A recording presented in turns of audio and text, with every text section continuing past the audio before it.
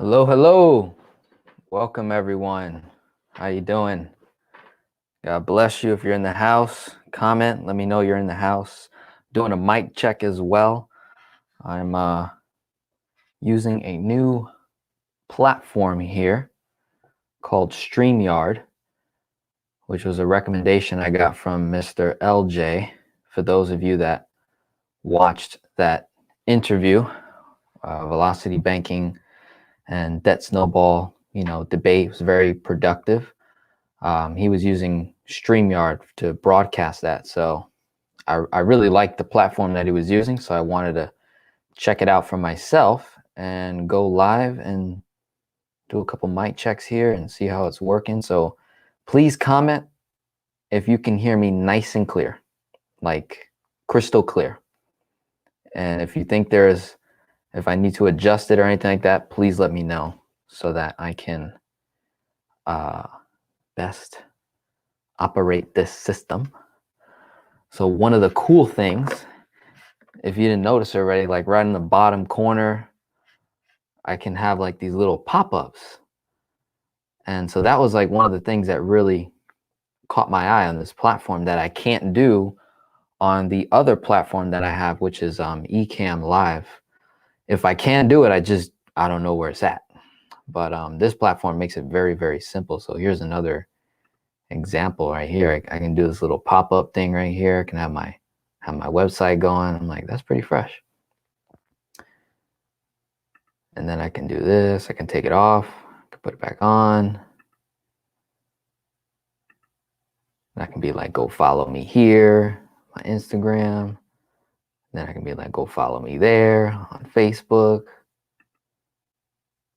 So I thought it was just super cool. I'm like, this is perfect for me to like be able to communicate with people effectively while I'm talking. And how about this? Ready? Jesus says, hey. Look at that. Scarlett says, hello, Denzel. Isaiah said, thanks for the knowledge, brother. Tuned in all the way from Memphis. How freaking cool is this? Like, I can throw your comments up on the screen. Give you a little shout out. Colby says, perfect. All right, so my mic is good. So that's great. Audio is perfect. And then visual wise, looks pretty good on my end. And it looks good on the live stream. It doesn't look like it's 1080p. But I am recording from my MacBook's camera. So one thing I didn't know how to do was like connect another camera. It wasn't giving me the option on the platform. So that's the only thing that Ecamm has over this is that picture looks wonderful when we're live. So how's everyone doing this evening? So I'm going to talk about some things this evening. Okay. As you can see, this is a very different title. I don't normally go into this type of topic, but I think it's necessary. I think it's also very interesting to kind of hear other people's feedback on this. Hello, Fitness. Hello, Kim. One other really cool tool, and I want to try it out this evening for the 20 plus people that are in here. If you're up for it, you a link and I can actually bring you up on the screen. Now you don't have to show your face, but like we can do like a one-on-one conversation right here, right now. So if you're someone with a question, or if you're brand new, you don't know who I am, or you just stumbled across the velocity banking concept, infinite banking, Kingdom Authority, you're very interested in the way I do finances, I can answer your questions right here. So I'm actually going to drop this link. Here's the link right here. And so if anybody wants to jump in, ask a question, say hello, that'll be pretty cool. I kind of want to test it out. I want to see how the audio is and bringing you up on the screen, doing like a split screen. So it's really, really cool. So yeah, this evening topic is going to be about overcoming seasons of crisis. What is a crisis, ladies and gentlemen? Can anyone tell me what a crisis is? I want you to comment below. What is a crisis in your own words? What do you think it is to you? Because that's going to be the main focus this evening, is talking about how to overcome seasons of crisis and how you need to manage your resources, right? And do the things that you're either already doing that are productive, or for some, getting rid of some things that are holding you back. Okay. Okay, here's a good question. Fitness says, with the virus shutting things down, there is a chance that banks freeze HELOCs. Would you still dump all income in the HELOC, or would you hold back some cash? Okay, interesting question. So I don't know how valid that first part where you said there is a chance that banks freeze HELOCs. To my understanding, a bank would only freeze your HELOC if you default on payments, late payments, or if the housing market crashed like it did in 08, where like people lost, I don't know, maybe like a quarter or a third of the home's value. And so let's say, for example, a person has a $500,000 property and they owe $450,000 on it. Let's say they're just 1 or 2 years into their mortgage. So there's not a whole lot of equity in the home, but they were still able to obtain some type of home equity line of credit, a second lien on the property. So they got the first mortgage, $450,000, and say they got a $20,000-$30,000 HELOC in the second position. And then the housing market crashes, and now the value of the home is less than the principal mortgage itself, $450,000. Say it's worth, I don't know, it's saying it's worth $425,000 is the appraised value or something like that. Well, I think in that instance, yeah, then they would freeze that HELOC, or could potentially freeze that HELOC, because there is no equity in that home currently for that individual. Now, let me switch it up. Say, for example, and this is for most of my clients who have, say, a $500,000 home, they owe maybe $400,000. Property is valued at maybe $550,000, $525,000, and they got a HELOC in the second position for maybe 50, 60K, or whatever the case is. When we're doing velocity banking, you have to remember, we're not ever late on our payments. We're always ahead.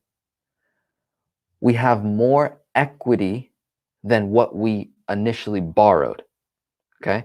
So when I'm working with my clients, when they apply for a HELOC, for a majority of my clients that apply for a home equity line of credit, they're not trying to take all the equity out in the property. So let's say the property has $100,000 in equity.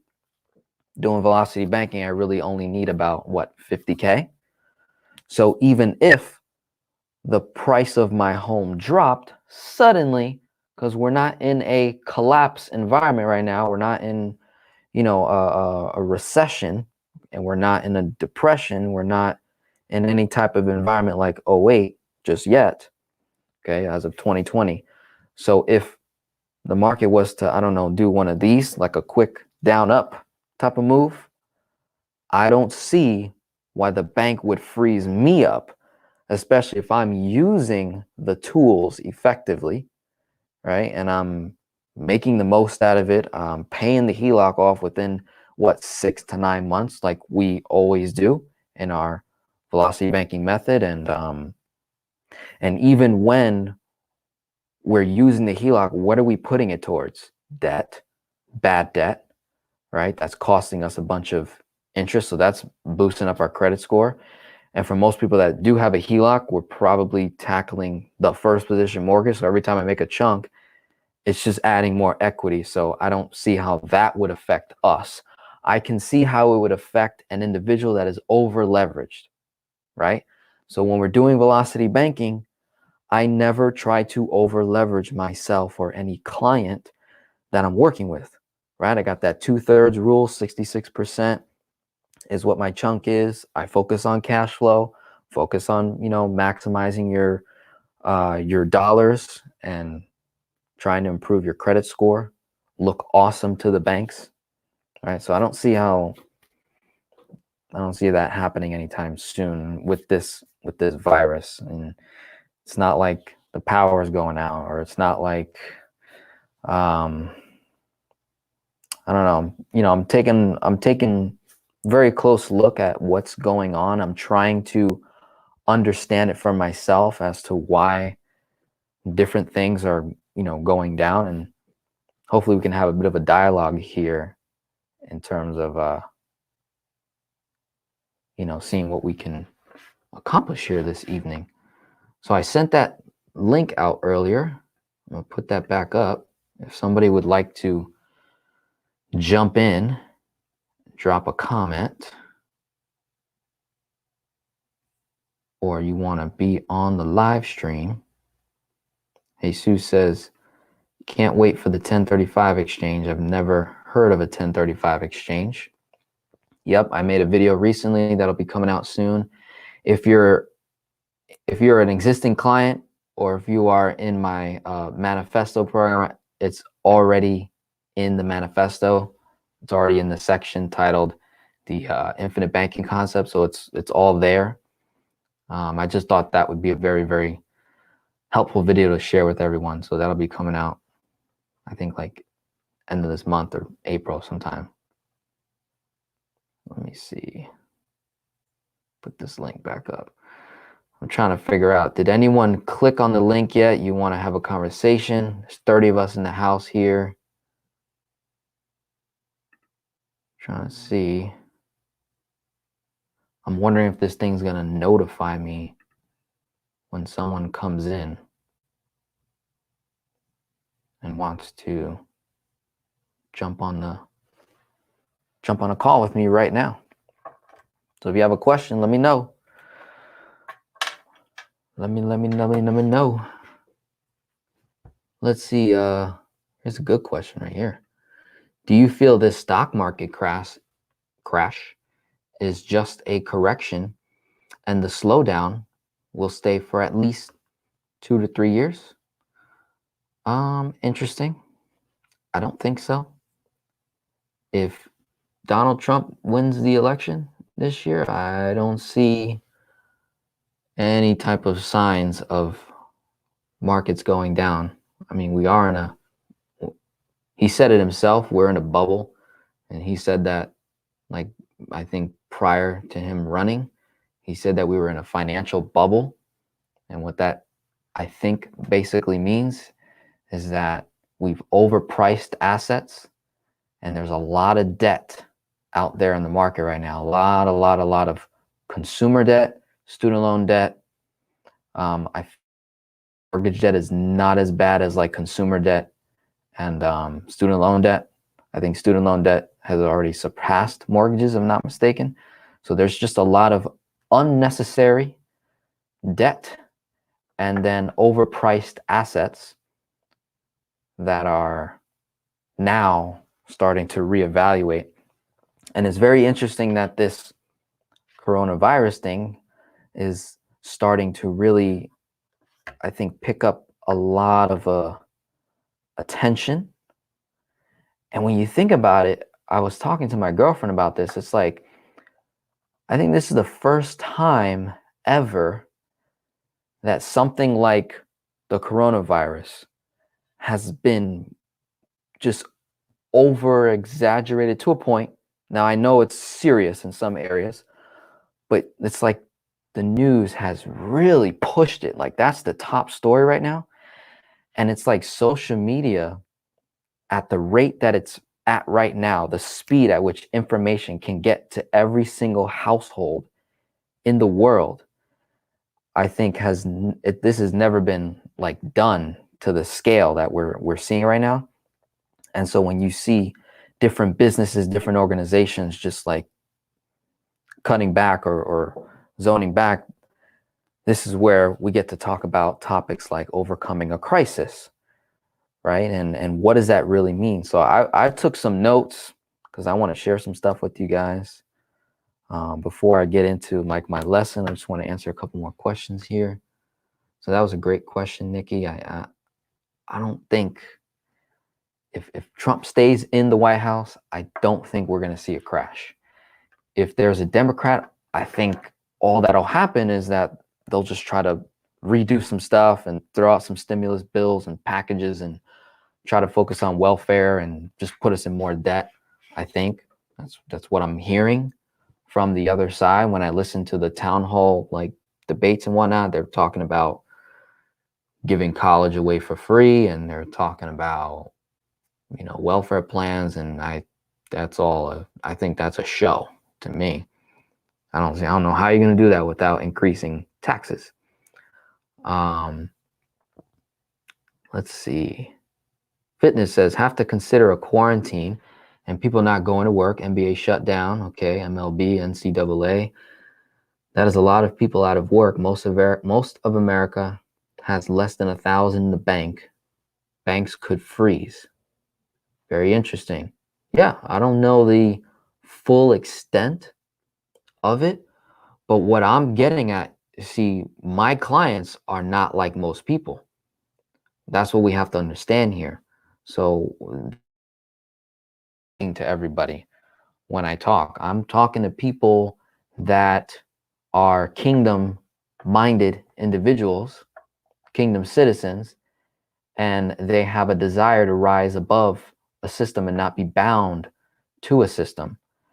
See, once you live above or outside of a system that you're not bound to, when crisis comes to you, you're just riding the wave. You're riding the crisis. You're not even like most people with less than $1,000 in a bank account.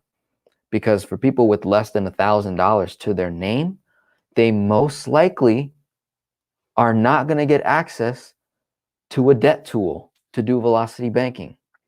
I don't see those types of people who have less than 1,000 in their checking account, poor credit, low income, poor minded, just not where we're at here on this channel. They're not there yet, right? So for those people, it don't matter what they do. They're going to feel a crisis, and they're going to have to think and become creative to get out of the crisis, okay? They're going to have to think of ways to create more income, multiple streams of income, so that they can get out of that situation. For people who are doing velocity banking, infinite banking, building a kingdom, we have assets. Number one, we have cash, we have capital, we have leverage, debt, good debt and bad debt. We're focusing on paying off bad debt. I would say for people that are probably making under $5,000 a month, which is probably the average in America, for $5,000 to $7,000 a month, making sure that you've prepared for the crisis before trying to, I don't know, do something stupid, so to speak, right? Or do something unwise. I think it would be very effective to make sure that you are prepared, that you've gotten the necessary things that the news, that the media is telling you to do so that you can prevent the crisis from hitting your home. It's just like a hurricane. It's just like a tornado, a tsunami. When the news says, hey, tsunami's coming, or in South Florida, hey, you got a hurricane, category 4, category 5, category 3, state of emergency, whatever it is, you do things to prepare. And for those with less than $1,000 in their bank account, with no leverage, no access to cash, assets, or capital, alone out in the wild, don't know what to do. Not us. We're prepared. We understand. This is a walk in the park. I made a video way before this crisis even occurred. It's called Velocity Banking During Natural Disasters. You might want to check that out. It's on my channel. Velocity Banking During Natural Disasters. Okay. I spoke about some things that you could do if you're someone that's doing velocity banking, or you just started velocity banking like a month or two ago. Some things that you can do to prepare yourself for a crisis. All right. Let's see. Good question. Dividend portfolio. Do you think it's going to be harder to qualify for a personal line of credit because of the coronavirus? I don't know. I think at the end of the day, it always depends on the person's credit worthiness and credit score. Banks are doing very, very well, even in the midst of what? A crisis. There's that saying that they're too big to fail now. Well, I believe that's very true. So there's people that are always going to have access to things, even in the midst of chaos and crisis. And then there's people that are going to freak out.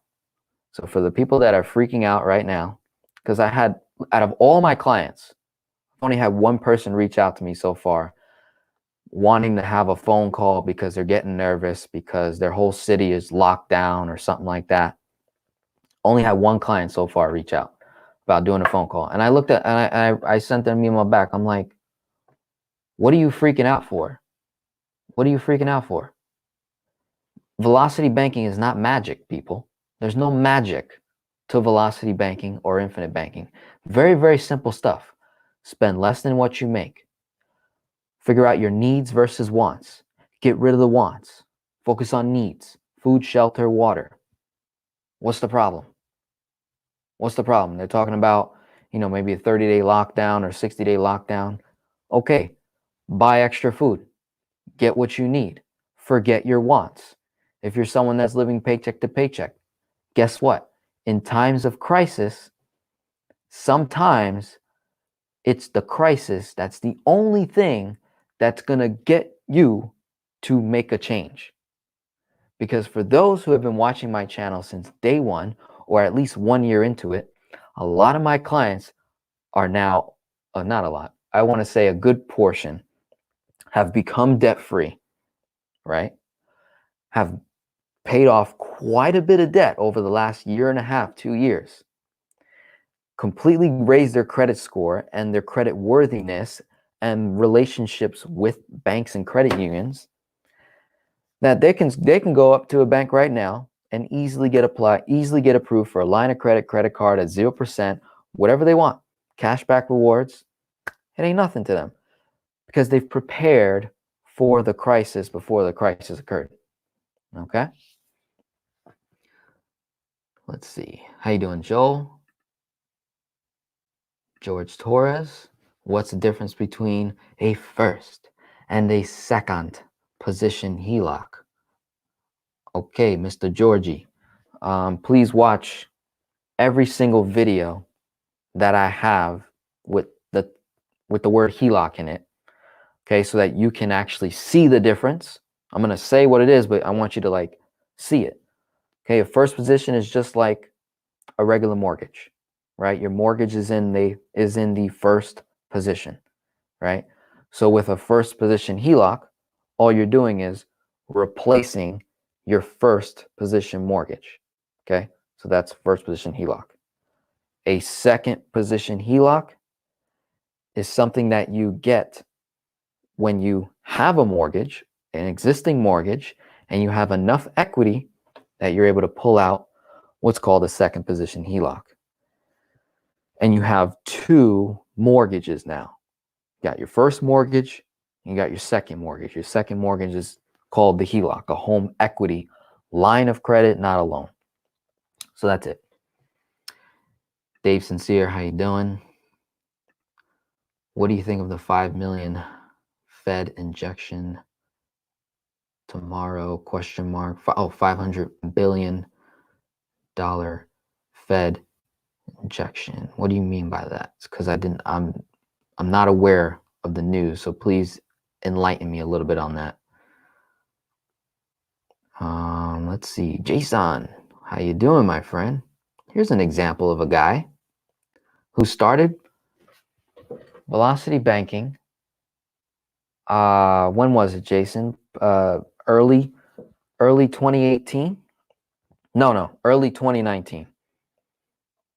Jason connected with me, started doing Velocity Banking, got himself a personal unsecured line of credit to start things out, 10K, started knocking out debt, then upped it to 20,000, I believe. Started knocking out more debt, started cutting back on wants and just focusing on needs. Started maximizing his cash flow, had his dollars working for him. Okay, fast forward.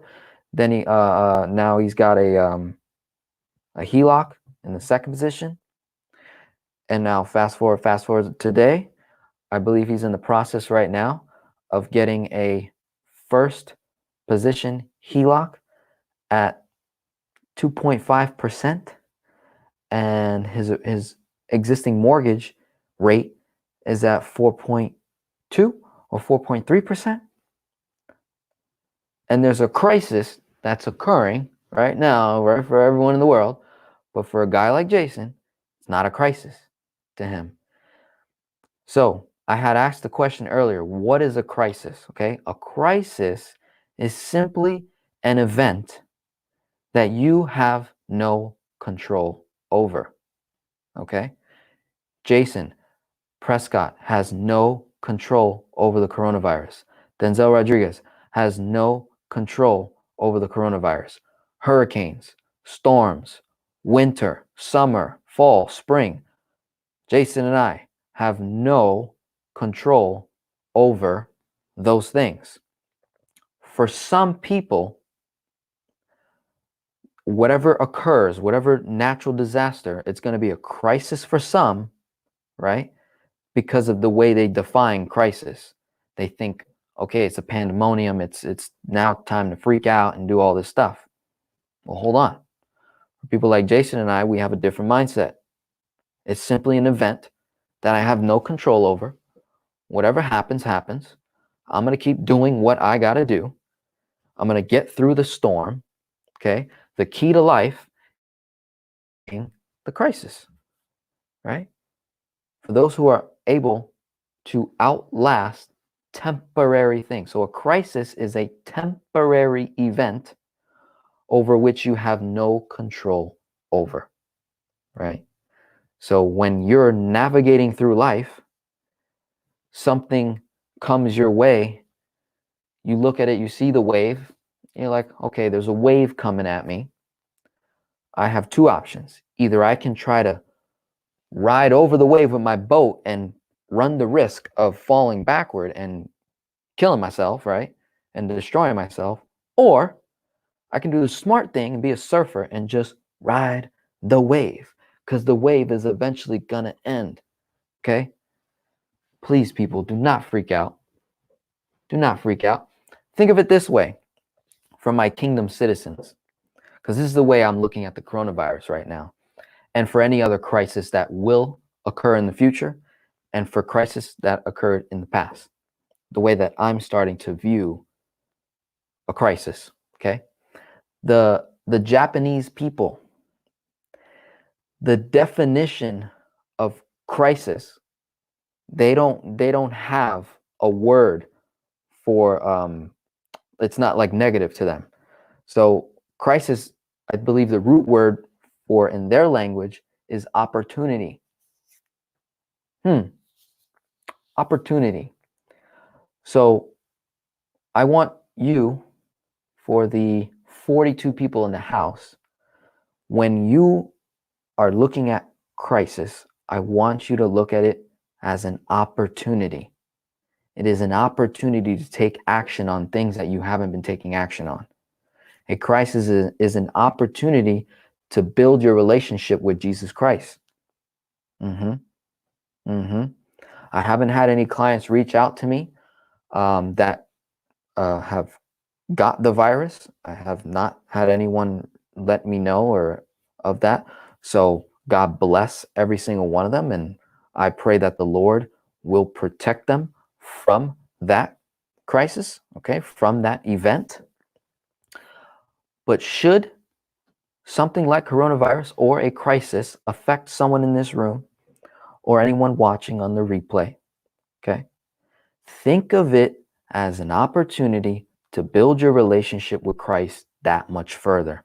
How awesome would it be if this is all part of God's plan, which it is, okay? If anyone reads the word, everything is all according to God's plan, right? A crisis is something that you have no control over. So now you're at the mercy of your what? Your manufacturer, your creator. So here is an opportunity for your creator, the King of Kings, to establish his kingdom even further in your life and spark something in your life. I don't know. Maybe I'm going off on a tangent, or maybe I'm speaking to someone very firmly here. But you know, it's things like this that I want to start getting you guys to think even further on, because I know a lot of my content is very logical, very straight to the point. Here are the numbers. Here's how you get out of debt. Here's how you do this. Here's how you find that. Here's how you do this. Here's how you find that. We also need to spend some time on our thinking, especially in times like these. Listen, the coronavirus, it's nothing to me, nor is it to majority of my clients. It's nothing. It's simply an event over which I have no control over. Therefore, I continue to do what it is that I am meant to do on this earth to fulfill my purpose, okay, which is to help people master their personal finances, build a kingdom that will last forever, and establish the kingdom of God, God's influence here on earth. How do we do that? In times of crisis. I look at things as an opportunity. All right. Ali, Ms. Tucson says, first position is replacing your entire mortgage. Okay, so he's answering Mr. George. That's great. That's great. George, no, I do not mean refinancing. No.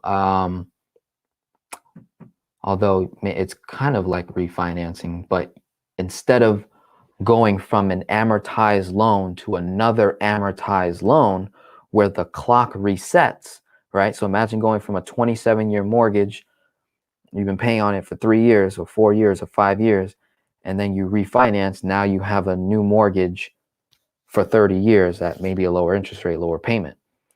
We're not doing that if we were to do a first position HELOC. So in, for example, Mr. Prescott here, who is in the process, he has a mortgage and he is going to replace that mortgage with a first position HELOC. That first position HELOC, I believe, is going to be a 20-year term. His current mortgage is probably over 20 years. So if anything, we're refinancing down, right? And we're getting the advantage of having a lower interest rate. Plus, we have the ability to dump all of our income into this revolving line of credit over the next 10 years. So once he makes the move, he's going to knock out this mortgage in about maybe 2 years or less, give or take, rather than getting a refinance at a lower interest, lower monthly payment, and resetting the clock. So we get to, we get to do things a little more effectively here. Okay. Let's see. Sharonda says, I believe it's a distraction to redirect the public's attention from the items that really need to be addressed. And unfortunately, it's working. Interesting way to look at it. Let's see. They are already taking SBA loans for the business. Isn't that just pushing more debt? Oh, yeah. Oh, yeah. I would stay away from SBA loans, boy. I would stay away from those garbage loans, probably. They're probably garbage right now. They probably, maybe, I don't know, maybe they lowered it a couple points. but it's an amortized debt, more than likely. And it's a good way to be bound by the governmental system for your own business. I think if I was a small business owner, which I am, and I was in need of cash, before I go to the government, I'm going to go to family and friends. Before I go to them, I'm going to see what can I cut back on? What can I, have I prepared well enough for the crisis? If I haven't, here's a kingdom principle right here. Kingdom principle, if you're taking notes. Here is something that you can all do in times of crisis. And I faced a crisis when I first started making YouTube videos. My crisis was I had lost my job. So that would be a crisis in my particular situation. Lost my income. We're in a crisis. Okay. What's the definition of a crisis? It's a temporary event which I have no control over. I had no control over my superiors firing me at my job. I understand that I'm in a crisis. I look at the crisis rather than a permanent situation. I look at it as a temporary situation. So instead of taking a permanent action step, I do something totally opposite. Instead of responding to, oh my God, I'm done and it's over and I'm never going to get that job back, or I'm never going to, be making that amount of money again. And, that was my first secure managerial role, and now it's gone. No, I saw it as an opportunity. So I created an opportunity for me to create more money. And then on top of that, during that crisis, here's the kingdom principle here. Give. Give. Give. Okay? For those of you who are in a crisis, you are facing financial troubles, it is never a better time in your life to give when you are at your lowest. Because when you give, boy, can it lift you to new heights. It will give you new energy, new focus.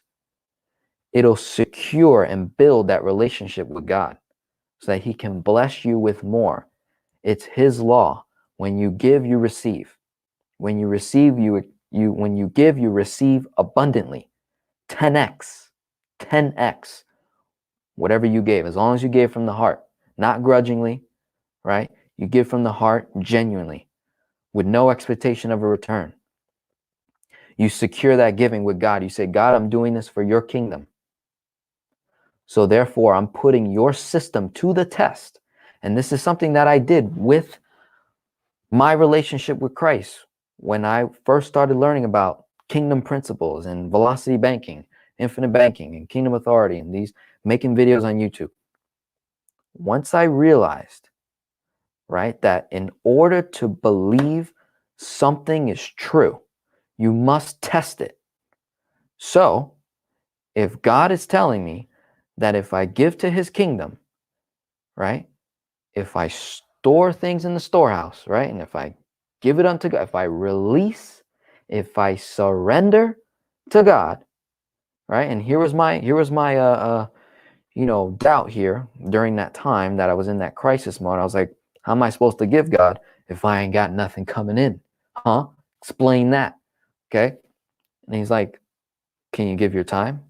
Can you give your wisdom? Can you give your knowledge? Can you give your focus? Can you give your attention? Can you give love? Can you give passion? Can you give performance? Can you help someone? Can you drive someone? Oh, so it ain't all about money. Huh, God? No, fool, I don't need money. All right, so here's me and God having a conversation. He's like, no, fool, I don't need money. I don't need money. I don't need that. Me creating the tithe. This is God talking to me. He's like, the reason why I created that system for you to give to me first before anybody else is so that I can measure your faith, measure your trust in me to deliver the resources to you, because I'm the source. God says I'm the source. So in order to get the resource, you got to give it back to him of whatever you produce. Manage the little that you have and he will give you more. Very, very simple, guys. And this is not a time to freak out during crisis mode. Okay, this is a time to think of opportunities, ways out. All right, let's see what we got here. Joel says that's right. Let's see. Sharonda, I'm excited in this crisis because it's prompting creativity and opportunities. It's good ground, kingdom citizens. Love it. Good grounding. Nikki says the panic and fear has made it 5 times worse than the previous recessions. Buying 20 packs of toilet paper, sanitizer speak for itself. Sometimes math and logic is tiny in front of human behavior. I understand that.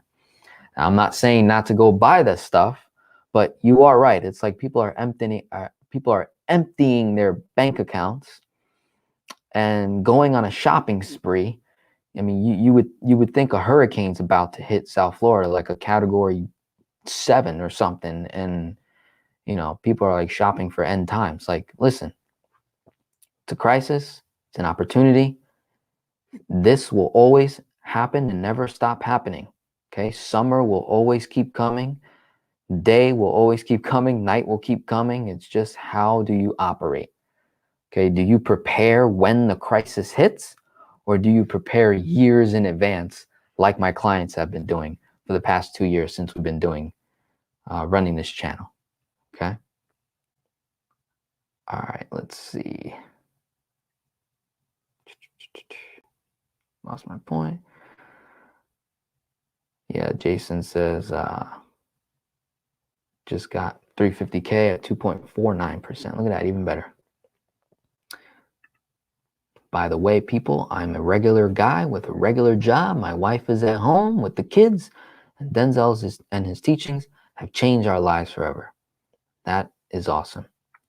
And I want to give that comment to God. So so Jason gave that comment to me, and now I'm giving it back to God and saying, God, look what you did. Look what you did, not what I did. Look what you allowed to occur through this body to hit Jason and hit Joel and hit Christina, hit Renard and hit Selvin and hit all these people, right? Look what you did. And so that's a great way, people. Here's another kingdom principle right here, right? So I gave you one so far, is giving in times of crisis. There's never a better time to give than when you're in a crisis. Oh my God. I 10x'd my business when I started giving. Okay. I 10x'd. I have the proof. I can show you my profit and loss statement now that we're about to, do taxes as business owners, March 15th. So I can show you. Everybody want to see it? Anybody that wants to see it, send me an email. Now look, here's a profit and here's my loss. All right. I ain't got no loss. Pure profit. No losses. Right. I 10x'd. Followed certain strategies that Grant Cardone talks about, and I just wrapped it up with kingdom, because I don't know what God put in Grant Cardone's mind, but God's using him to reach a lot of people, right? God does use all people. Don't matter. He uses everyone because God owns everybody. Okay? You're borrowing his materials. People either recognize it or people don't. In a time of crisis, it's never a better time than to surrender the things that you have to God.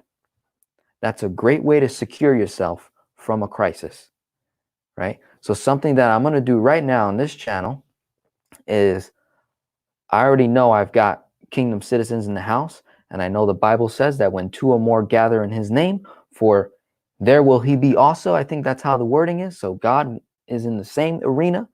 God is right here, right now with us, 36 people in the house, right? 30, 40 people in the house. When 2 or more gather in his name, he will be there as well. So I'm letting God know right now, say, hey, Lord, this is yours. This is your reputation on the line. If I fail, you fail, Lord. That's right. I'm putting your system to the test, Lord. I'm going to keep on giving. I'm going to keep on giving. I'm going to keep on trusting you, because the more I build that relationship with God, the more he's going to keep securing me from all crisis. What's the next crisis? Another this, another storm, another that, another this, another that. I look at it, it's an opportunity. Okay. I might mourn, I might cry, I might get hurt, I might die. But I know that my kingdom would be secured, that his will that he has for my life would have been fulfilled at time of death. So I'm already in that belief. Okay. And the more you get in that, oh my God, it's going to change your life. It's going to change your life. How's the audio? I'm seeing like the screen go out a couple times. Is that happening for anyone? Just want to, I want to keep testing out this StreamYard thing, see how really good it is, and I might keep it. I did the monthly plan right now. It's only like $25 a month. So I was like, let me try it out. Mr. Fox says, hey, Denzel. Mr. Joel says, I've never taken a loan in my business. Love it. Billy says, I'm just glad I'm debt free right now and have my policy started. Look at this guy. And this is someone been following me since day one. I've been preparing Mr. Flowers for a crisis. The crisis has arrived. Look at him. Debt free, policy in place, cash flow positive, credit's probably awesome, right? And he's just looking at this thing like, okay, honey, let's go shop. Let's get our groceries. Let's get what we need. Let's not worry about wants. Let's get what we need. We have the cash to get what we need. I can use a 0% credit card, get everything that I need. And if it's 0% for, I don't know, 6 to 12 months, pay the monthly minimum on that credit card, get everything that I need at the grocery store, and gas and food and perishables and water and whatever I need. Pay the monthly minimum payment on that 0% credit card, got cashback rewards. Keep doing velocity banking, keep stacking cash. When the credit card expires and the crisis has passed, pay it off in full. He's on his merry way. Look at that. Mr. Ramos. Hey, Denzel, good to see you. People are looking for hope. We're here to remind them that the hope already exists. Yes, sir. Yes, sir. Look, here's some good stuff that I wrote down that I want to, regarding what Mr. Ramos just said, talking about overcoming seasons of crisis. Look, here's some things I want to start dropping on you. If you're taking notes, write this down. Nothing is permanent. Hear that. Nothing, no thing on planet Earth is permanent except God and his promises over your life. And you know what God promises? Here's what he says. God promises that nothing is permanent. To everything, there is a season. Understand that. So for some people that look at a crisis, they see it as either a negative, and then others see it as an opportunity or simply a season. Right now, I would say as a world, we are in a season where we are at the mercy of something we can't even see. Particles, bacteria. We are at the mercy of something we can't even see with our own eyes. Can you imagine that? Now would be the most perfect time for countries, economies, systems to surrender to what they think they know about the world and focus on the manufacturer. How awesome would it be if, like, say, our president goes on live television and it's like, hey, all, we're the United States of America. We believe in God. And I want to pray for our whole nation. And how awesome would it be to give God the opportunity to come into every household in the United States and just wipe this coronavirus. And I mean wipe, right? Can you imagine? Can you imagine? You can't even fathom that. Most of you are like, oh, here we go. Another Catholic, another Christian, preaching. Nah, man. No, this is just another day in the kingdom. That's what you have to understand. See, in the kingdom, there's no sickness. There's no death. There's no struggle. There's no troubles in the kingdom. Come on now. This is just an opportunity. Okay? So for those who have the keys to the kingdom, I want to encourage those who have the keys to the kingdom to influence your communities. Pray. Tell them to pray. Say, hey, you at the mercy of something you can't even see. Now is never been a better time to pray, my friend, to bow, bend the knee, bend the knee, okay? And figure out who your manufacturer is. Because your manufacturer has the medicine to clear whatever it is inside of you, whatever is holding you back, okay? Come on now. Let's see, next question. Billy says, hopefully I can start investing in real estate next year. Look at that. He's already thinking about investing. There's a coronavirus out. This guy's talking about investing. Tell you, different mindset. Joel says it rains on the just and the unjust. Yes, it does. Yes, it does.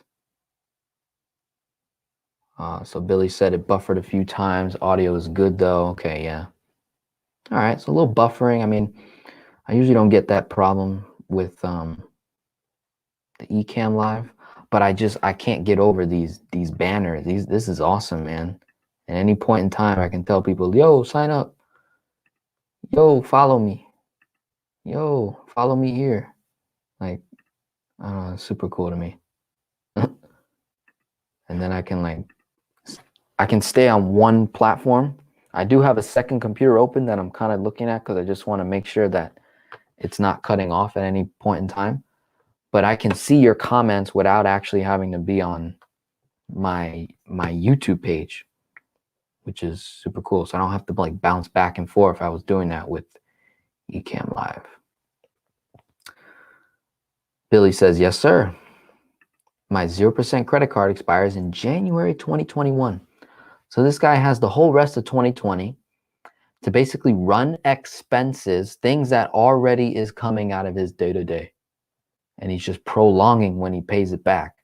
He's getting cashback rewards on it, pays the minimum monthly payment, takes the extra cash flow, throws it in his policy to free money, then borrow out of it before January 2021 and pay off the freaking thing in full. And rinse and repeat. Rinse and repeat. Let's see. Mr. Billy says, my FICO score 720. That's awesome. We're in the same neighborhood. My overall credit score right now is 744, I believe. So it's been steadily going up. I mean, in 2018, I was at like a 620. So over the last year and a half, it's gone over, 100, 130 points. Steady. That's what happens. Martin says, thank you. I needed to hear this. Joe says a lot of stocks are real low right now. Yeah, honestly, I've been buying some stuff. I've been seeing some stuff drop and I'm like, damn, that's mine. I'm gonna grab some of that. I know like the Macy's stock right now is like tanked. There's just so much. There's a lot of stocks out there that have just dropped completely. And I'll tell you, now's never a better time to start buying stuff. And if you can do it, if you don't have the cash flow, the capital, then you have to focus on your own economy, your own household, your own kingdom. Okay, focus on that, and then you branch out. Mr. Selvin says the problem with all the people that are scared is because they don't believe on God or in God. And he is real. God bless you, Denzel. I mean, he's realer than real.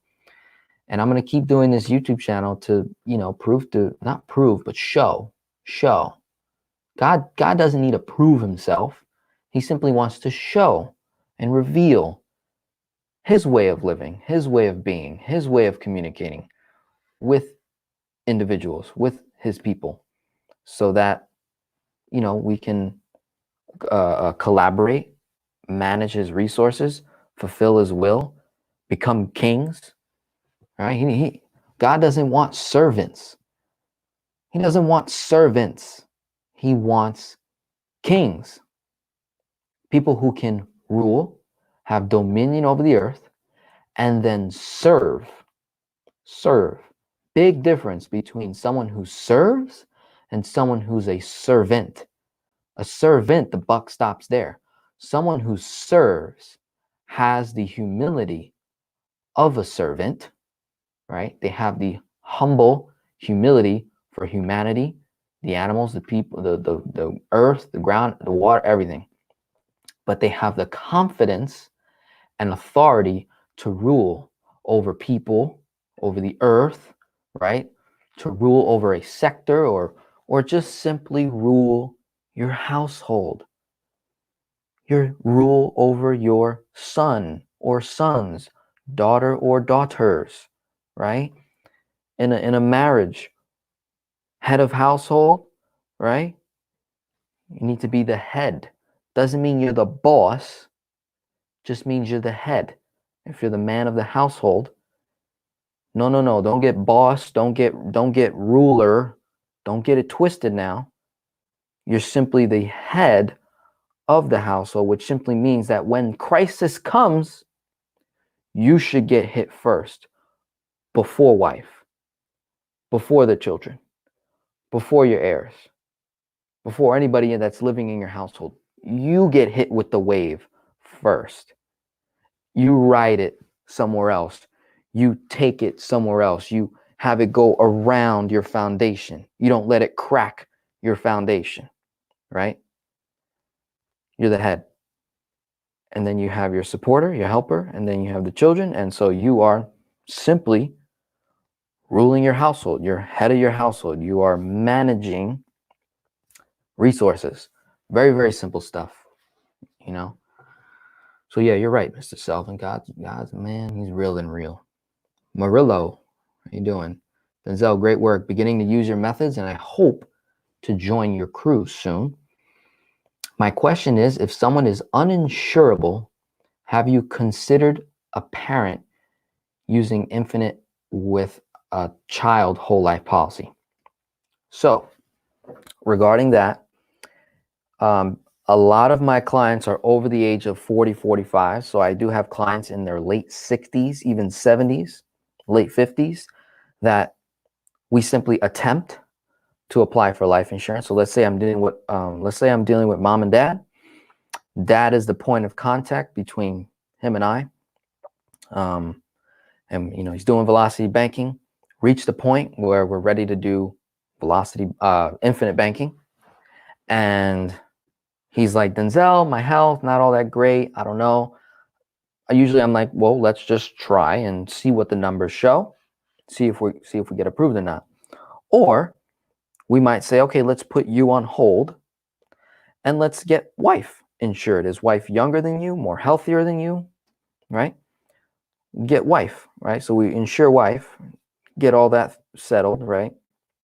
And then you could be working on maybe improving your health. Maybe you have to lose some weight, or maybe you have to quit smoking or quit vaping or whatever it is that you're doing that's harming your body. Quit it, right? And then take the test and then get insured again. But to go to, let's say there is no other parent. Let's say you're a single mom, single dad, only parent in the household after you, it's just kids, like under the age of 18. You can only get life insurance on a child for a certain amount, and it's based on whatever you have in death benefit. So let's say, for Murillo, your question, let's say a person is, we hit that point, they're uninsurable. So let's say I'm dealing with a single mom, and she is uninsurable, but she has children for whole life. Then I'm going to at least try to get term life, trying to get something, rather than nothing. And then we're just going to keep doing velocity banking to either, pay off debt or whatever the case may be. But I believe you have to have life insurance on yourself before you can put a policy on a child under the age of 18. Once they're over the age of 18, then they can get the policy on themselves, and then you can help fund it. And then maybe we could do something with that. But again, it's going to be based on their age, health, and finances, even if you're supporting that payment. So there's only so much that we could, throw into it. If it's enough, then, it'll be a line of credit and we'll do our thing. But if not, then we look at alternative stuff, like maybe getting a term or just keep doing velocity banking.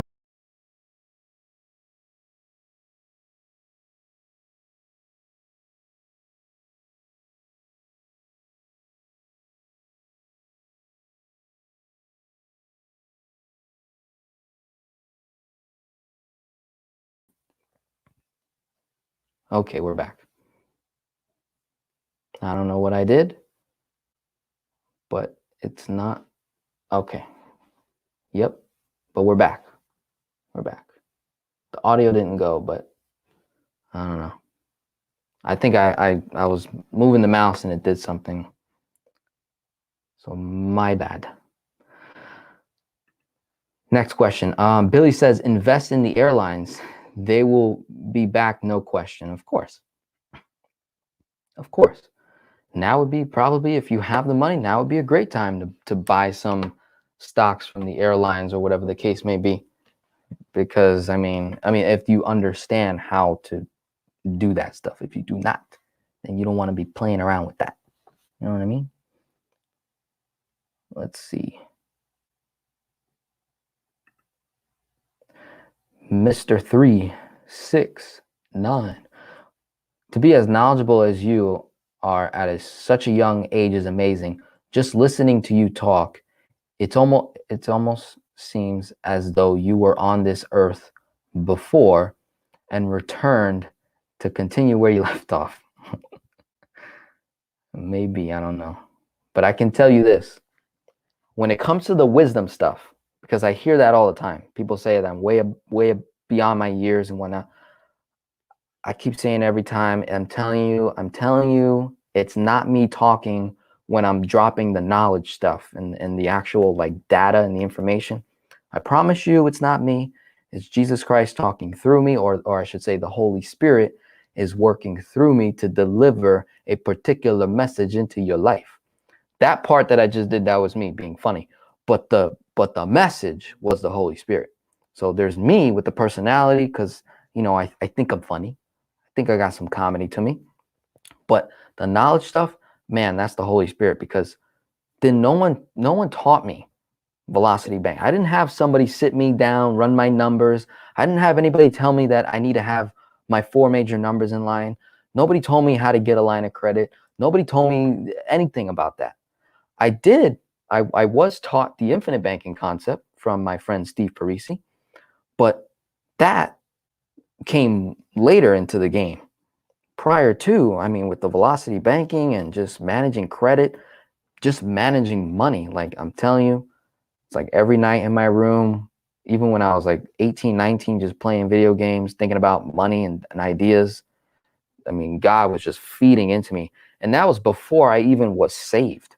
That was before I even was like in the word. I believed in God because I grew up Catholic, and I've always believed in God, but I wasn't like in the word like I am now, like nowhere near it. And here he is just feeding me this knowledge. Isn't that interesting?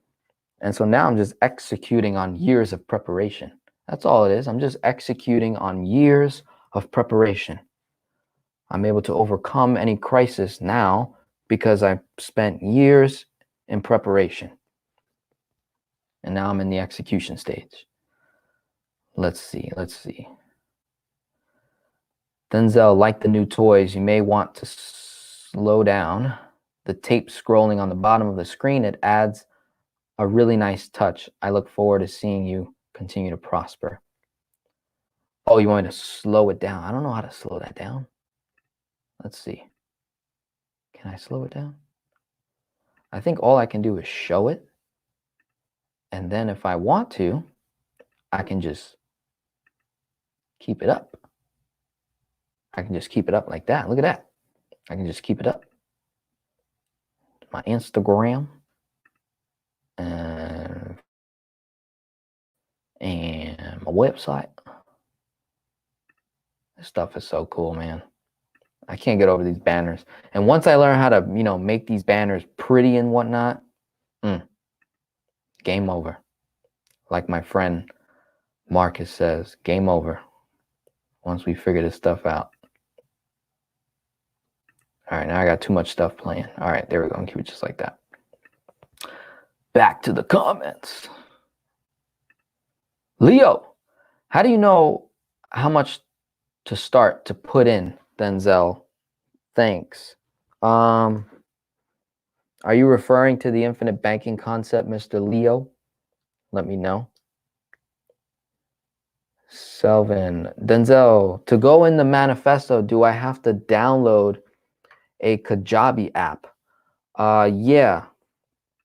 So it's in your email, but if you go to the App Store and type in Kajabi, download the app so that you could have it on your phone and you'll be able to listen to the content on your phone, but it's also on the desktop as well. Okay. It's also on the desktop as well. Check your emails, okay, for the login so you can, log into your Kajabi platform and get access to everything that's there. Okay. Martin says, how did you learn about velocity banking? Who influenced you? Well, I gave you that answer already, so you already know that. Marilla, thanks. If I am about 5 years from being debt-free, should I try and get the policy now to save on the price instead of waiting till I'm debt-free? Would be 43 years old at that point. So, Mr. Murillo, good question. So what I would say, depending on your format, okay, I'm going to write some stuff down. I want you to take some notes as well, okay? So I'm going to give you the criteria right now, and then I'm just going to show it to you on the board. So you need to know your 4 major numbers, right? That's first and foremost. I would like to see your cash flow conservative number, not your actual cash flow, but conservative number. I want to see at least 1,500 or more in cash flow per month. And we're just talking about the infinite banking concept right now. So got to know your 4 major numbers. What does that mean? You know your numbers, like you know how much you make, what's coming out, what's going in, your debts, and got all that in line. Cash flow, $1,500 or more. And, I would like to see some sort of debt tool, whether that's personal line of credit, a HELOC of some sort, just an extra, asset just to have on hand. And then I also prefer you to, do quite a bit of research and have a general understanding of the infinite banking concept so that you feel very, very confident before you purchase something. I don't want you just purchasing something just because I told you to. Rather, I want you to know just as much as I know about the infinite banking concept, because ultimately it's your policy and you want to make sure you're maximizing it to the highest potential, right? That you get the most out of the policy, okay? Now, here is something interesting to know.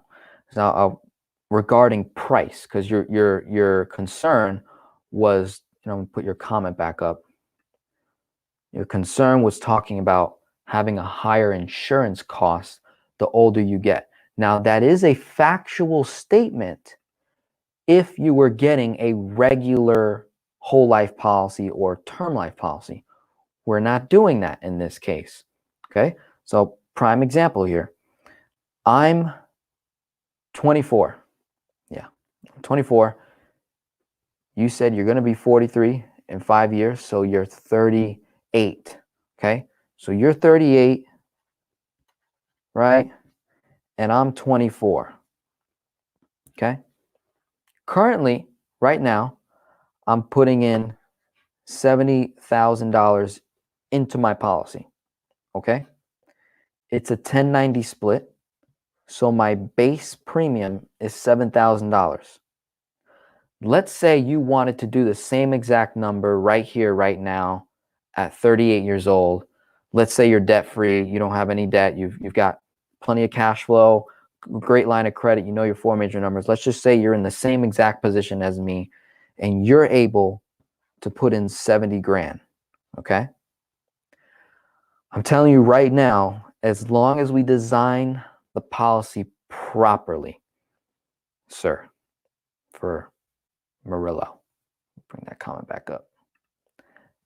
Sir, as long as we design the policy properly, your base premium would be the same base premium as mine, 7,000, right? As long as you're in decent health and, no issues there. You got 70 grand, I got 70 grand. We both can put in 70 grand a year. Your base is going to be the same exact as mine. 7,000, mine's going to be 7,000. You're 8 plus 6, 14 years older than me, right? Did I do the math right? You're 14 years older than me. Price of the base premium would stay the same. Why is that? That's primarily due to design rather than trying to go after death benefit. The only difference between your 70,000 and my 70,000 is my 70,000 all combined together, the whole life piece, the term piece, and then the PUA piece. I would get maybe $4 million of death benefit. Not maybe, I did, right? So my death benefit's 4 million. Maybe yours is 3 million. Maybe. It's not going to be the same amount as mine. So the amount of your 7 grand, or I should say your 70,000, is going to purchase less death benefit, right? But that has no effect on our actual starting cash value. Your starting cash value is going to be very, very similar to my starting cash value. It's going to be somewhere around maybe $60,000 to start off with, right? So you've got 70 grand going in, 10% of 70,000 goes towards base premium. And then you have another expense that goes towards term life insurance, right? To help alleviate the cost of whole life. And then we have our PUA rider fee, right? On the difference of 70 and 7,000 that went towards cost. And then we end up with whatever the death benefit the insurance company is willing to give us based on our age, health, and finances. So in my case, they're willing to give me 4 million. But in your case, maybe they give you 3 or 3.5 or maybe 2.8. Whatever the number is, we don't actually care about the death benefit. We care about the cash value that we get to use day one, right? So if I get that cash value day one, then we're both in the same boat. We're using our money the same exact way. So I'm gonna put this up real quick, right? Make sure I get this right. Yeah. So you got to know your 4 major numbers, right? I want to see your cash flow, really, nice, solid. Remember, conservative cash flow, $1,500 a month. Line of credit, at least, you have some sort of debt tool in place. You don't exactly need one, but if you're in debt, it would be nice. Okay. And then, that's it. Yeah, that's it. Does that help, Mr. Murillo? Okay. And then going back to Leo's question, how do you know how much to start for the infinite banking? Let's illustrate that real quick. where's my eraser? So Mr. Leo, regarding the infinite banking concept, how much should I, or how do you know how much to start with? Same exact stuff right here. Know your four major numbers. Let's get the cash flow number, but I'm going to expand on those details a little bit more by saying what I do is I take your cash flow in a month. I take your conservative cash flow number, right? So whatever your conservative monthly cash flow is, right? We times it by 12 to get your, your year-end cash flow number. What is that about cash flow number that you're going to have, right, in a year? So say you're conservatively cash flowing $2,000 a month. Take that number times it by 12, 24,000. So that's a start. So I say, okay, 24,000 is a starting point to know how much money I want to put into the policy. Then we also look at capital, and this is something that I forgot to mention in terms of my criteria on just infinite banking in general, is how much capital do you have, right? Do you have existing savings already, and all you want to do is maybe shift 40, 50,000 that you have in a savings account that's only maybe earning 1 to 2%, and you simply just want to shift it into a tax-free account, earn 4 to 6 or higher, tax-free forever? We can do that.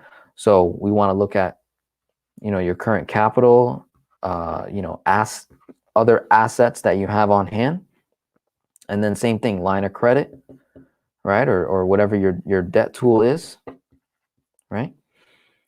And then we also want to think about what is the purpose of your policy? What are we going to use your policy for exactly, right? What do we want to actually put this 24,000 that I'm going to accumulate year to year?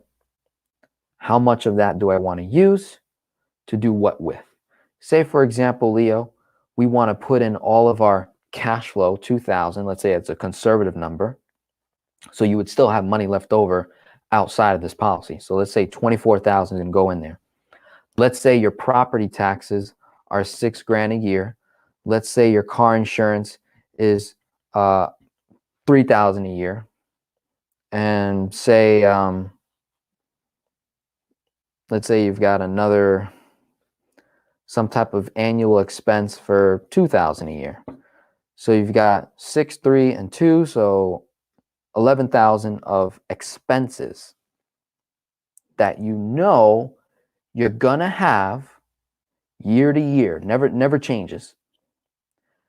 We could add to your 24,000 that 11,000 and say, okay, I want to put in 35,000 a year, 34,000 a year.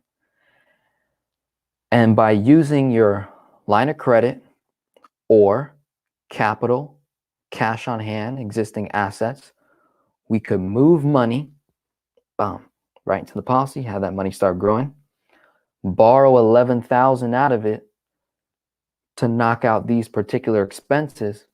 What does that do? That would temporarily increase my cash flow, right, throughout the year, so that I can then max fund my policy the next year at 35, 34, 35K, or whatever the number is. And basically what you're doing now is not only are you storing money that you're not using, technically, which would be your cash flow, it's free cash flow, it's not going anywhere. You got that money sitting, but now you're also factoring in simply expenses to run through the policy. And essentially you would, be dumping 35, 34K in, or whatever the number is, taking out 11. You don't pay the 11 back. It's a loan against yourself.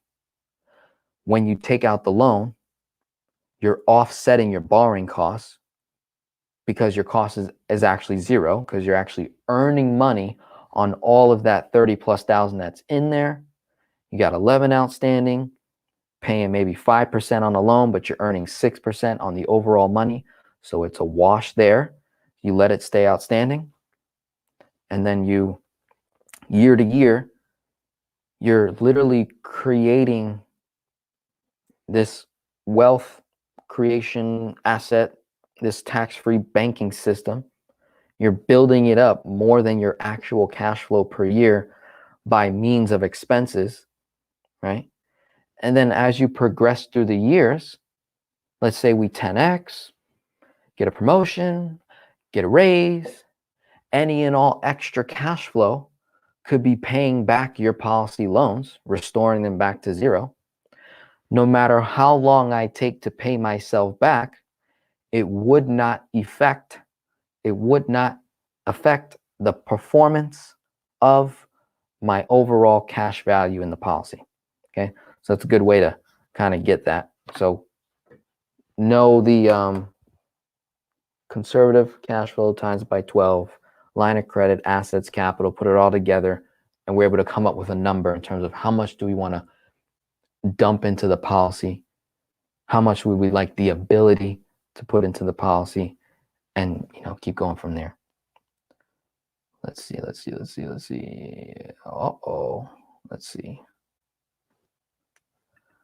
Mr. LJ is in the house. So shout out to LJ for recommending StreamYard. So I've been using it right now, and I think it's great. I think it works. The only thing is it's like a little blurry, so I don't love the quality. Ecamm Live gives me way better quality, so I might stick to that. I love the banners and stuff, and I think I can do it on Ecamm Live. I just don't know how. That's the only problem. And I will say StreamYard makes it super easy to do. Now, if I can figure out, LJ, if I can attach one of my Canon cameras to StreamYard, then I'll have perfect 1080p or even 4K visual, and then we'll go from there. Miss Bernadette Warfield, thank you for obeying the Holy Spirit and sharing with us. I'm working on becoming debt-free since I found your teachings and making progress with this newfound knowledge. Oh yeah. What's up, Mr. Rodriguez? Hello. Mike Rarambo. What's up? NC Briggs. Yeah, Billy.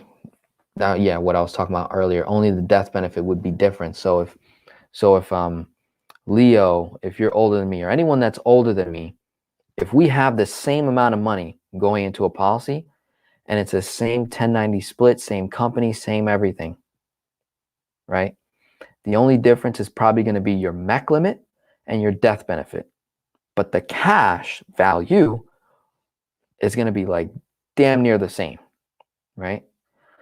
My money is simply going to give me more death benefit, but our cash value is going to grow very, very similar, like the same. The only reason why mine, I think, grows faster than yours is because of the young age and the fact that the cost of my term life insurance is cheaper than your term life insurance on that 70,000. So going back to that example, you're putting in 70K, I'm putting in 70K. Your base premium is 7K, my base premium is 7K. Your term life insurance is $1,200. Mine, $700. So I'll have an additional $500+ or more working for me in my cash value, compounding faster than your term policy. And then when we go from year to year, my term life insurance expense is going to drop year to year. So will yours, but mine would drop to zero faster than yours, right? So that's the only difference there. But in terms of that amount of cash value, we would both be growing our cash value at the same rate. You'll be getting the same dividend as me. You know, the only difference is I'll have a little bit more cash than you actually going in, you know, from year to year. So in terms of cost, it's not a killer difference, I should say. It's not this humongous drastic difference. The only humongous drastic difference might be the actual death benefit. And if I fund it longer than you, which is most likely going to be the case because I'll probably outlive you because you're much older than me from most of the people that are, you know, watching. Let's see. Murillo. Got it, D. Thanks for taking the time. Please talk about the programs that you offer. Okay. I'm feeling the energy to want to give because we're talking about overcoming seasons of crisis, right? And I said earlier how it's never a better time to give when you are in a crisis. You will build relationships that will last forever if you give your time, you give your energy, you give your focus, maybe even give some money, right? So what I would like to do, we've got 29 people in here right now, right? If there's anyone in here that is not a client, you're not an existing client already, and you're interested in some or one of my programs, like maybe Murillo is, because he's wanting me to talk about the programs that I offer. I've got 3. One is called Velocity Banking Manifesto. The other one is called the Velocity Banking Masterclass. The last one is the Velocity Banking Bundle. The Velocity Banking Manifesto is a do-it-yourself course. It is a video course with extra content that you see before it gets released on the channel. So you get to see all my content way in advance. There's also a community of people that you can talk to, ask questions, and you know, I chime in and I respond very, very quickly on that platform. But it's a do-it-yourself course. There's no coaching. Do it yourself.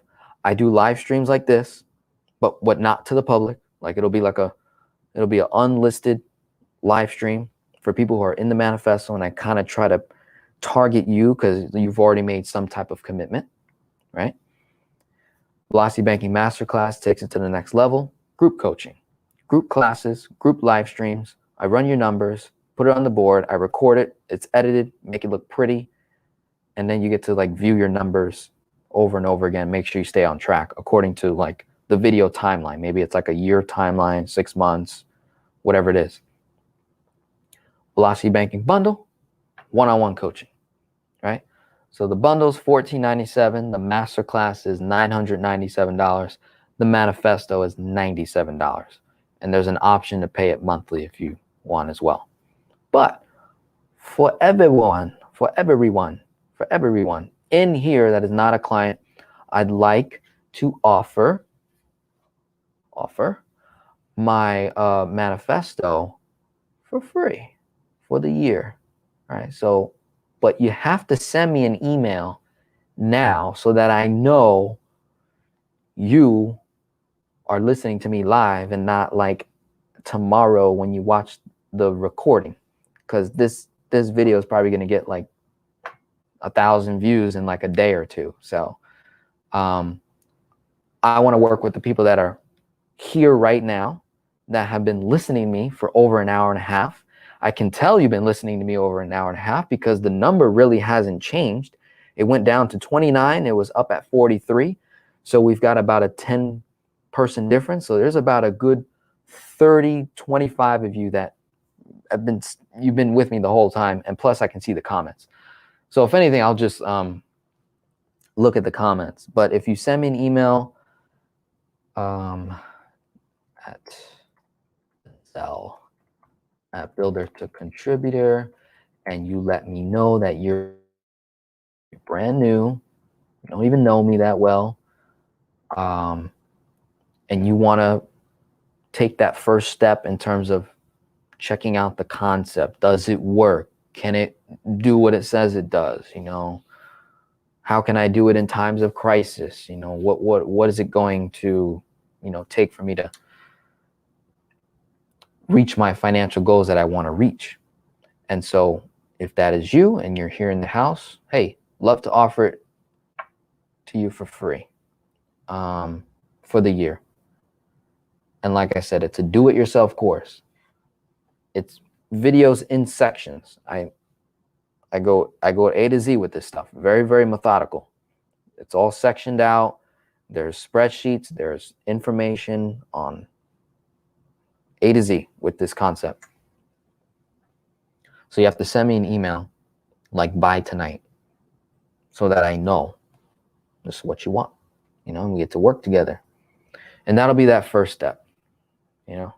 So here's an idea of perfect example, giving in times of crisis. Now, for me, it's not a crisis, right? But it might be a crisis for you in terms of a negative thing that's occurring in your life. But remember, let's go back to my notes here. Okay? Understand, nothing is permanent except God and his promises. God promises that nothing is permanent. Okay? To everything, there is a season. Okay? So you are just going through a season, right? You've been doing finances this way for so long, and then you come across my channel, you're like, oh my God, I think this could work. You try it, you start doing it, you get results. You're going through a season, right? Seasons guarantee change, right? This is interesting. Seasons guarantee change because you know that summer's coming, you know winter's coming, you know fall's gonna come and spring, and this makes you change your outfits. It makes you change when you go outdoors, when you stay indoors. It's, you know, it determines how early you leave the house to get ahead of traffic, or you know, just maybe scrape the snow off the windshield, and right. So when it comes to your finances, if you're going through a hard financial position or point in your life, you're going through a season. It's not going to stay like that forever. Although you have the choice whether you want to stay there forever or not. You don't have to, okay? Now, here's the great thing about seasons. Seasons give hope, okay? Seasons give hope because you know that it ain't going to be like this forever, right? You know. And as long as you stick to the fundamentals of finance, one thing that I think we can all agree on is spend less than what you make. No need to go into any unnecessary debt. Pay off bad debt. Increase cash flow. Build your credit. Invest. Give. Tithe. You don't like the word tithe? Hey, give. Give. Just give. Doesn't always have to be money. It could be time, your energy, your focus, like I said, your passion. Look, I'm giving to people in this room that do not know me, let's just say, an opportunity to get access to hundreds of hours of content, video content that I put together, formulated, tested, right? Got results, right? I got a fresh copy of results, and now I'm handing it to you. And now you go get some results with it.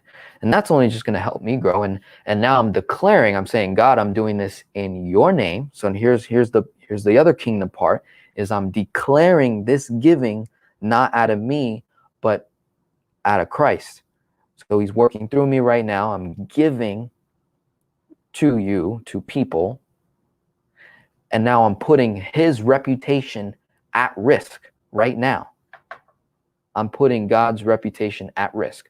So the Lord's going to do everything in his power to make sure that I produce, not only just me produce something, but that results are seen, are shown, that people do change, and that people do get better, right? Because if I fail, then that's God's reputation at risk now, right? So God's got to do something about that. I can't allow him to fail. That's my son, that right? He's our father, right? So we're his children. And for anyone that has kids, you never want to see your kids fail. So if you don't want to see your kids fail, what do? You protect them. Hey, don't watch that. Hey, don't hang out with that crowd. Hey, don't be a bully. Hey, don't do this. Don't do that. It's not worth it. Hey, it's not worth it. Not worth it. Right? You're protecting the child. You can only do protection for so long. Sometimes you got to let them, kind of fall. But now you're there to kind of pick them up and say, hey, right? I told you. Right? Let's see. So be sure to send me an email. Like right now, I already put it up. Denzel at Builder to Contributor. Check that out. Erica says, love what you are doing. Want to be part of the manifesto package. Okay, Erica Smith.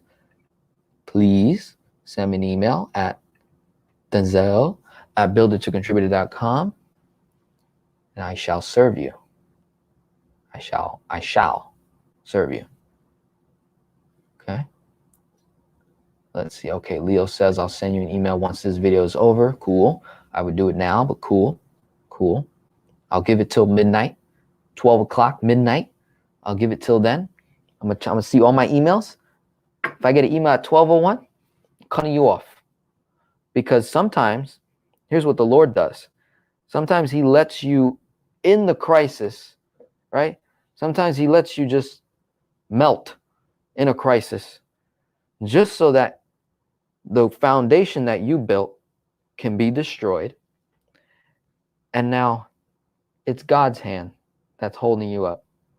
That's the only reason why God would allow a crisis to come into your life, is because he sees your foundation is no good. He's like, yo, I can't stand. God is only so patient. He's going to step in and work his miracles and do his godly work. So the more you are lackadaisy with your finances, with all the things that are going on in your life, eventually he's going to just pull the rug right from under you, remove your foundation, and now you've got nothing better to do than pray, right? If Corona struck you right now, what would you do? I know what I would be doing right now. Boy, I would be on my knees crying, right? And praying. And then I'll get my senses together and be like, wait, I'm a king. In the kingdom, there's no sickness. So, Lord, I'm declaring that this body is already healed. I'm going to allow you to now cure me. My faith will not be without works, though, Lord. I have faith in you to deliver me from this sickness so that you may heal me. But by no means will I be laying on the bed and doing nothing. I'm going to go to work. I might be coughing on this camera, but I'm going to go to work, because faith without works is dead. Says it in the Bible, right? James chapter 2, verse 14. What does it profit, my brethren, my brother, if someone says he has faith? Oh, he has faith, but does not have works. Can faith save him? Answer me that question. Can faith save you alone? Faith alone? The answer is no. It's according to the word right here. What does it profit, my brethren, if someone says he has faith but does not have works? Can faith save him? Can faith save him? No. Keep reading. This also, faith by itself, it does not have works. It's dead. So faith by itself, does not have work, it's dead. You're not going to get the results. You're cutting off from receiving that blessing, from receiving that cure, that medicine. Okay? So sometimes a crisis is the only thing that's going to make you change. Got to understand that. Okay? And here's another one to remind you of the hope in the midst of chaos or in the midst of a crisis. Check this out. Genesis 8, verse 22. As long as the earth endures, seed time and harvest, cold and heat, summer and winter, day and night will never cease, will never stop. Okay? So you may be going through winter right now, but just know summer's right around the corner. If someone's going through coronavirus right now, amen. Healing is right around the corner on Avenue, Church Avenue. Healing's right around the corner, Church Avenue. Okay? Kingdom Street. Jesus he's walking on Kingdom Street, and he just wants you to walk on that same street. Healing's right around the corner. You have to have faith, you have to trust, but also do the work. Protect yourself, good hygiene, take medicine, right? We're doing all those logical things, but be tapping into that faith as well. It's going to get you there, I'm telling you. When it comes to your finances, same exact thing. When it comes to your finances. God's system says give first to the Lord, right? Give first to him, then you receive, right? It's his measuring stick to trust you with more, right? So if God gives you $100 and you keep the whole 100 and you spend the whole 100, God even goes to the point to where he's like, hey, if a man is poor, doesn't work, he shouldn't eat. That's a tough statement, right? Shouldn't eat. So you want to get out of poor thinking. Think abundantly. Okay? You have a creator, you have a manufacturer that in the kingdom, it's not a miracle. It's just another day in the kingdom. You have to understand that. So for those lazy Christians out there listening, that you're praying for miracles, right? Lazy Christians pray for miracles. I truly believe that. Lazy Christians pray for miracles. All right? Kings go to work. All right? So check this out. Lazy Christians pray for miracles. Kings go to work. Because the king is not praying for the miracle, because he understands that in the kingdom, it's not a miracle. It's just another day in the kingdom.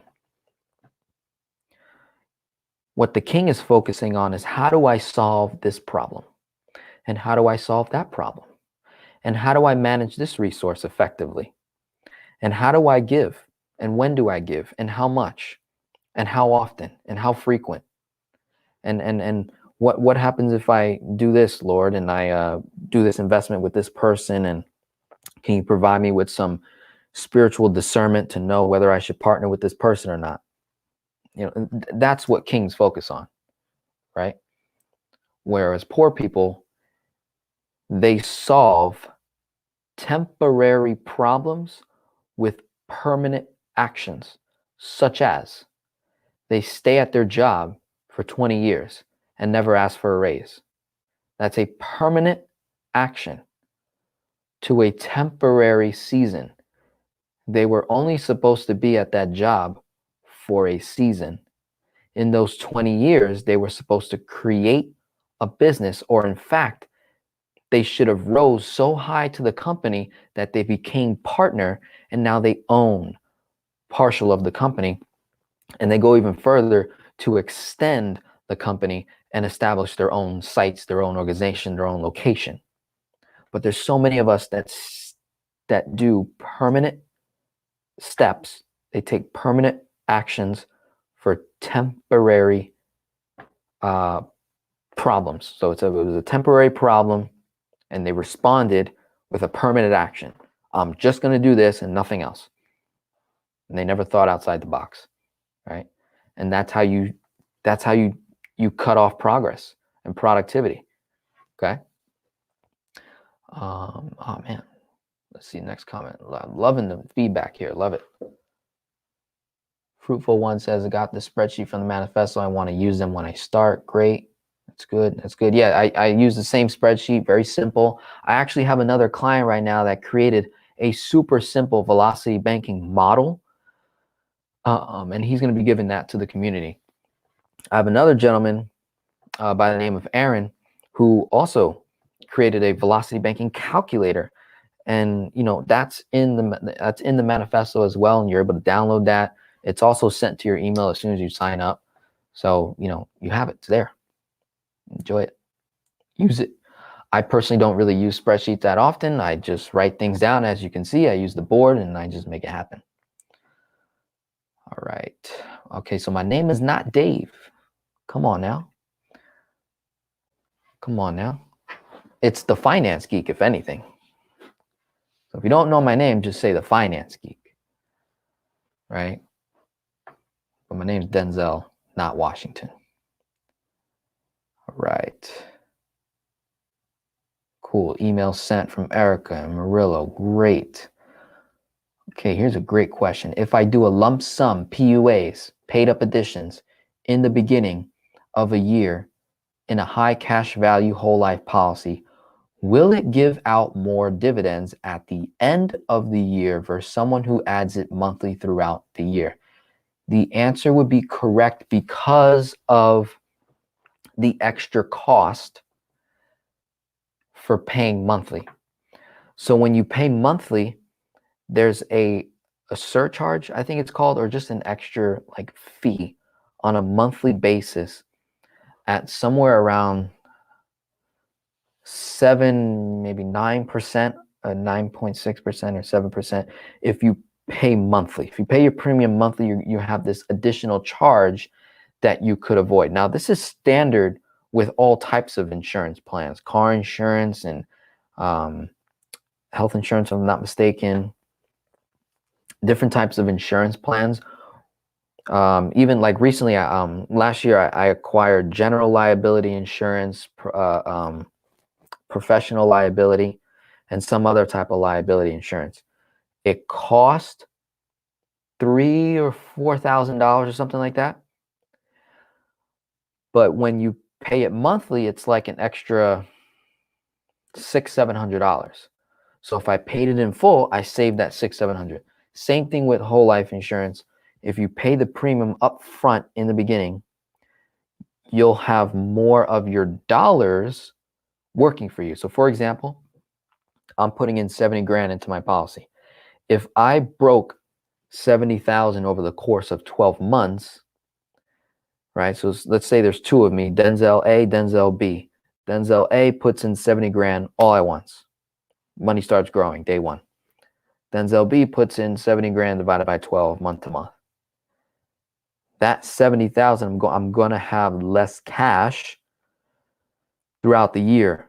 Number one, obviously, to work with, but I'll have that additional cost that I could have avoided if I would have either waited or positioned myself to, just pay it annual. Now, it's not the worst thing in the world if you pay it monthly or quarterly or semi-annual, right? It's not a huge cost, right? It's just a little extra fee that the insurance charges. Not a dramatic difference in terms of cash value performance. But if we are nickeling and diming, then it's better to do a one-time, right? Let's see, Church Avenue in Brooklyn. Yeah, man, Church Avenue everywhere, right? Wherever it could be in your bedroom. I'm just referring to a location in your spirit, in your spirit mind. Where do you got to go to get access to the Lord? You can be anywhere and get access to him. You just got to reach out, right? And then you'll start to see. Frank says amen. Yeah, it could be anywhere. You just got to reach out. Surrender what you think you know about money. Surrender what you think you know about a crisis. Okay, the Japanese view crisis as an opportunity, right? So think like the Japanese. Crisis, opportunity. Not crisis, danger. Just think crisis, there's an opportunity. Markets go down, shoot. Stocks must be real low right now. Coronavirus spreading. In different states are hot sectors. Business is going to be going out of business because they've managed their money improperly. Time to buy. Restaurants are probably going to hurt real bad because nobody wants to go out. Opportunity to franchise. Throw 20 grand on a franchise. You could even come in on the business, say, hey, I want to save your business because I love your restaurant. I love eating there. I want to save it. I want to invest. Give me 10% royalties, 20%, 30%. Give me 40% of your company. And let's ride through the crisis. Let's ride with it. Let's overcome it. Let's not just surrender to it. Right? This is just God's way of getting you to change what you're doing with your finances, because what you were doing before ain't working. So now it's time to change. We're approaching 2 hours. I'm going to wrap things up. Just want to remind everybody yet again to email me right now. Don't wait. If you are brand new, you don't know me, and stumbled across the Velocity Banking concept, you want to get this thing going, email me right there. We'll get it going. I'll send you the Velocity Banking Manifesto. It's a do-it-yourself course. If you're like, Denzel, don't give me no course. I want the one-on-one. I got my bundle. You can sign up for that on my website, denzelrodriguez.com. All the details are there. I got a video explaining everything. Everything is just out there. Okay? God bless you all. Love you. Appreciate the support. Having you with me. Stay this whole entire time. And remember, crisis is just an opportunity. It's a temporary event that you have no control over. So focus on the things that you can control. Okay? Tanisha Smith says, how do we email you? I just put it up there. So let me find it. Boom. Look at that. I really like this Streamyard just because of that. I can just like click on a comment. It's so freaking cool. So Tanisha, there it is. One last time before I clock out. 12 o'clock, when the clock strikes 12, that's it. Shutting my doors. I most likely, no, I'm not. I'm probably going to be nice. 12:01, I'll be like, all right, get the manifesto. 1 year membership, no strings attached. You have to put your email in. You make an account, download the app, Kajabi, Kajabi, so you can have it on your phone. And then there's a desktop version as well. God bless you all. Have a wonderful evening.